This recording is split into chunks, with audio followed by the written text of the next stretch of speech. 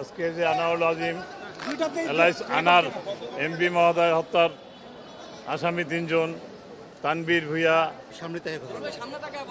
সেলিস্টি রহমান সহ 3 জন আসামির আর 10 দিনের রিমান্ড চেয়েছিল আয়ু সাহেব। বিজ্ঞ আদালত আমাদের বক্তব্য শুনে তদন্তের স্বার্থে মহামান্য হাইকোর্টের নির্দেশনা মোতাবেক জিজ্ঞাসাবাদের জন্য 8 দিনের রিমান্ড মঞ্জুর করেছে। 302 মামলা, হত্যা মামলা।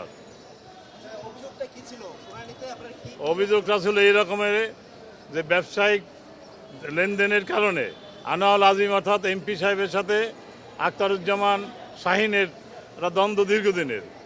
আনাউল আজিম সাহেব এরা কখনই জানতে পারে নাই সেই দ্বন্দ্বের পরিপ্রেক্ষিতে এখানে হত্যার অনেক চেষ্টা করছে, সে না পেরে ভারতে ব্যবসায়িক আলোচনার নাম করে ভারতে তাকে নিয়ে গেছে। সে সহজ সরল মনে ভারতে চলে গেছেন, ওখানে গিয়ে সেই শাহিন সাহেব এই হত্যাকাণ্ডটা করছে। আচ্ছা, এখন পর্যন্ত হত্যাকাণ্ড নিশ্চিত পুলিশ কিভাবে করছে আসলে বিষয়টা? আপনারা আদালতে কিভাবে উপস্থাপন করেন আপনারা?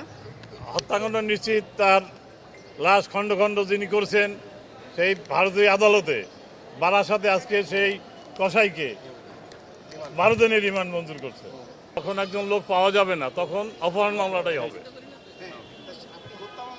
হত্যা মামলা যেহেতু এখন তো ক্লিয়ার হয়ে গেছে, তাকে হোটেলে নিয়ে যারা হত্যা করছেন, খণ্ড খণ্ড করছেন, তারা তো অনসিস্টেশনে পুলিশের কাছে অনসিস্টেশনে স্বীকার করছেন।